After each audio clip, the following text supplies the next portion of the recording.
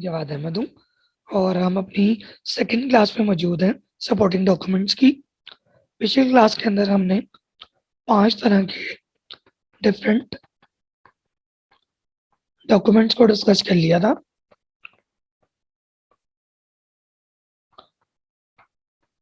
जिनमें मेनली पहले थे हमारी जितनी हमने यूटिलिटीज या सप्लाईज आइटम्स खरीदी थी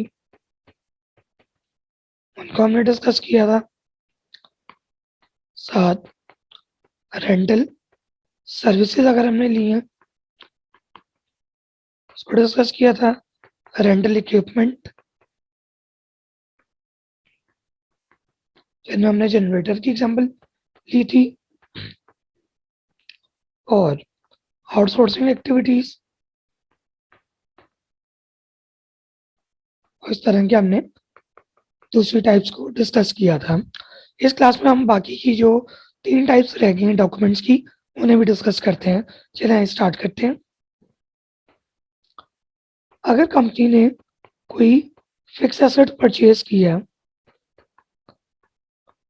तो फिर एक अकाउंटेंट को कौन से डॉक्यूमेंट्स रिक्वायर्ड होंगे सिस्टम में उसको as a fix asset record करने से पहले। इसमें क्राइटेरिया हम डिस्कस कर लेते हैं। डिफरेंट ऑर्गेनाइजेशंस के अंदर उनके एंटिटी के साइज, उनके प्रॉफिट मार्जिन और दूसरी पॉलिसीज के मुताबिक एक मटीरियलिटी थ्रेशहोल्ड डिफाइन कर लिया जाता है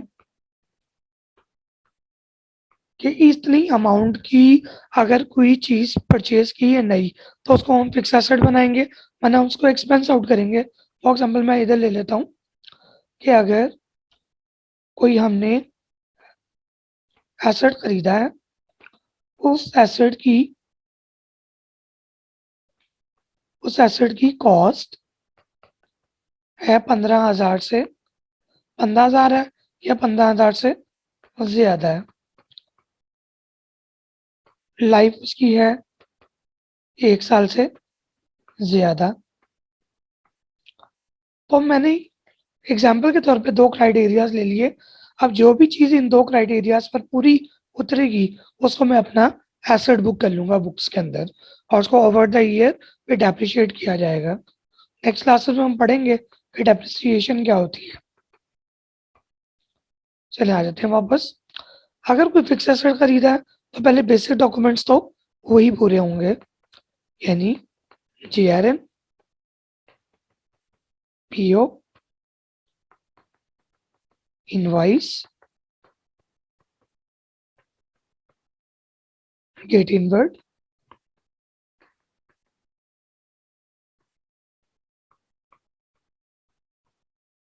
डायरेक्टर अप्रूवल,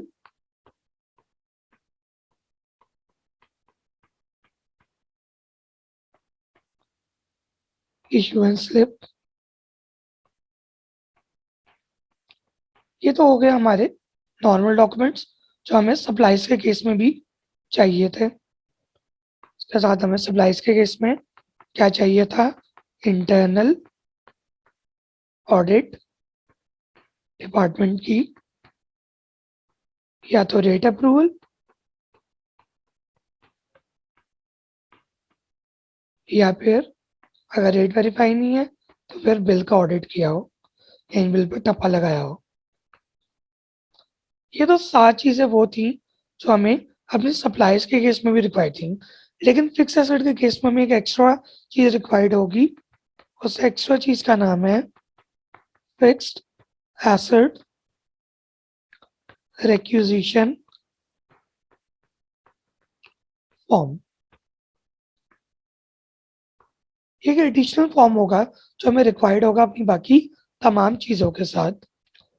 तो अगर आपकी ये 8 चीज़ें पूरी हो जाती हैं तो हम कहते हैं कि हमारे अकाउंटेंट को सफिशिएंट एंड अप्रोप्रिएट एविडेंस हासिल हो गया है। लेकिन अगर इस केस के अंदर अकाउंटेंट कहता है कि मुझे अभी भी रेलेवेंट एविडेंस ऑब्टेन नहीं हुआ तो वो उसकी फिजिकल इंस्पेक्शन भी कर सकता है अपने वेरिफिकेशन के लिए। तो अगर ये 9 चीज़ें पूरी हो जाती हैं तो अपनी बुक्स के अंदर इसको एज अ एसेट के तौर पर रिकॉर्ड कर लेगा। आते हैं हम अपनी नेक्स्ट डॉक्यूमेंट के ऊपर। ये हमारा था छठी चीज़। अब हम आते हैं 7th आइटम के ऊपर। 7th डॉक्यूमेंट है यूटिलिटीज।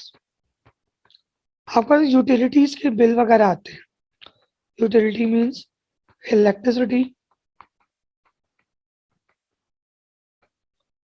पीटीसीएल का बिल आता है, वॉसा का यानी पानी का बिल आता है, एक्सेट्रा। इस तरह के आपके पास दूसरे और भी बिल आते हैं जो कि मंथली बेसिस के ऊपर आते हैं और उसके अंदर मंथली डॉक्यूमेंट्स होते हैं और मंथली बेसिस के ऊपर हर महीने ही आपके पास आ रहे होते हैं।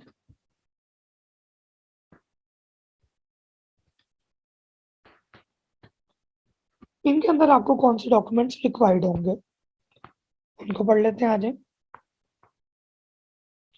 के अंदर मेनली जो डॉक्यूमेंट्स आपको रिक्वायर्ड होते हैं वो होते हैं सबसे पहले आपका यूटिलिटीज का बिल, यदि इनवॉइस जिसके ऊपर सेक्टर का नाम भी लिखा होता है, इस सेक्टर का ये बिल है, साथ उसका इनवॉइस नंबर भी लिखा होता है और रेलेवेंट मंथ भी मेंशन होता है।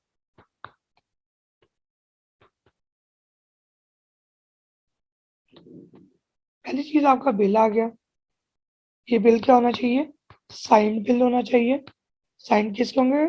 Signed by admin department.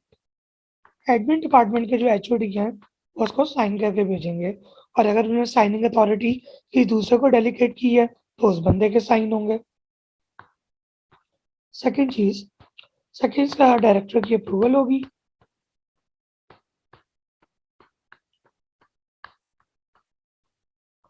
इसकी स्पेसिफिक अमाउंट की,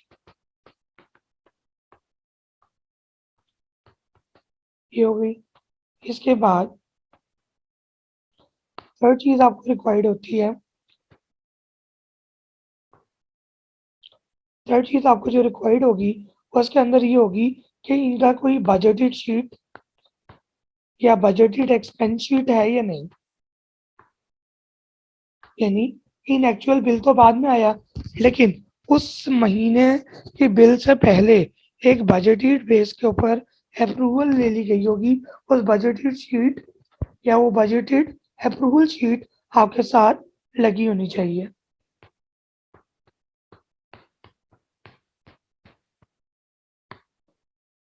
ये तीन चीजें मेन होंगी आपकी।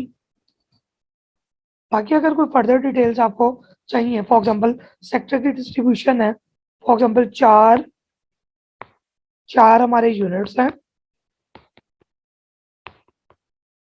ये चार फैक्ट्रियां हमारी और चारों का बिल एक आता है, तो उसमें सारों के अंदर इस बिल को किस तरह एलोकेट किया जाएगा, ये सेक्टर वाइज डिस्ट्रीब्यूशन आप रेलेवेंट डिपार्टमेंट से मांग सकते हैं। Sector wise distribution.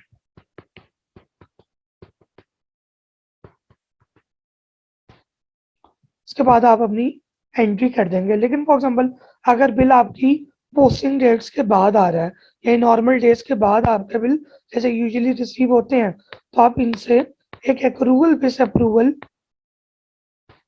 ले सकते हैं जिसमें आप रेलेवेंट मंथ एंड पर उसको पोस्ट करेंगे।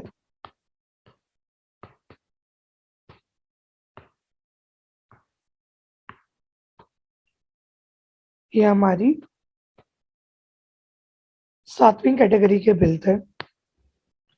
लास्ट हम आ जाते हैं लास्ट कैटेगरी हमारी बिलों की है, इसमें आईटी नेचर के बिल्स होते हैं और साथ ही साथ हम इसी में कॉन्ट्रेक्चुअल एक्सपेंसेस की भी बात कर लेंगे।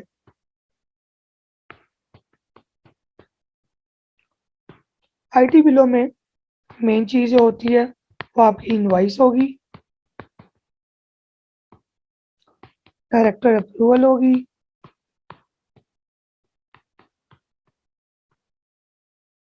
डायरेक्टर अप्रूवल के बाद आपके पास जो चीज़ होती है थर्ड, वो ये होती है आईटी बजटेड शीट, यानी बजट शीट बेस पे एक अंदाजे की बेस पे जो उन्होंने अप्रूवल ली होगी वो लगी हुई होगी, प्लस एक्रूवल बेस पोस्टिंग के लिए अप्रूवल होगी,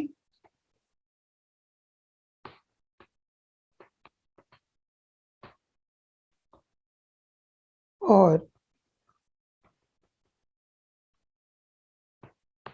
पांचवी चीज़ ये होगी कि अगर उन्होंने उनके साथ सर्विस प्रोवाइडर के साथ कोई एग्रीमेंट किया हुआ है तो उस एग्रीमेंट की कॉपी लग जाएगी। अब ये जो एग्रीमेंट है ये इंटरनल ऑडिट डिपार्टमेंट से वेरीफाइड होना चाहिए। तो हर महीने जो हमारे पास बिल आएगा तो उस बिल को हमें ऑडिट नहीं करवाना पड़ेगा क्योंकि उसका एग्रीमेंट एक दफ़ा हो गया है। तो पूरे साल का अगर एग्रीमेंट है तो पूरे साल हमारे पास बिल जो आएंगे वो हमारे पास ऑडिट के बगैर आएंगे क्योंकि उनका एग्रीमेंट पूरे साल के लिए ऑडिट करवा लिया गया है। इस तरह कॉन्ट्रेक्चुअल एक्सपेंसेस हमने इन एक्चुअल डिस्कस तो कर लिया, लेकिन हम एक दफ़ा और देख लेते हैं। मेनली इनवाइस आती है, साइंड इनवाइस, डायरेक्टर अप्रूवल,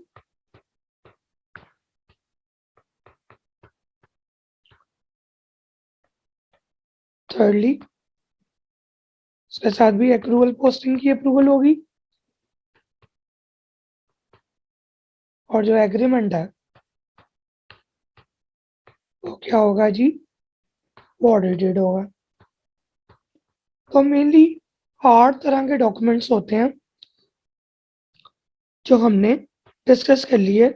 इसमें एक और कैटेगरी कॉन्ट्रेक्चुअल एक्सपेंसेस की भी कवर कर ली। नॉर्मली 8 तरह के बिल होते हैं जो आपके पास आ रहे होते हैं, लेकिन मैंने फिर भी ऑन रिमेनिंग का सेफ साइड 9 तरह के बिल कवर कर लिए हैं। In case of any curies, और अगर आपको लगता है किसी और टाइप के भी बिल्स के मुतालिक मुझे वीडियो बनानी चाहिए तो काइंडली कमेंट सेक्शन के अंदर मुझे बताइए। Thank you for time, hope you have understand the relevant concepts. Thank you for your time. Allah Hafiz.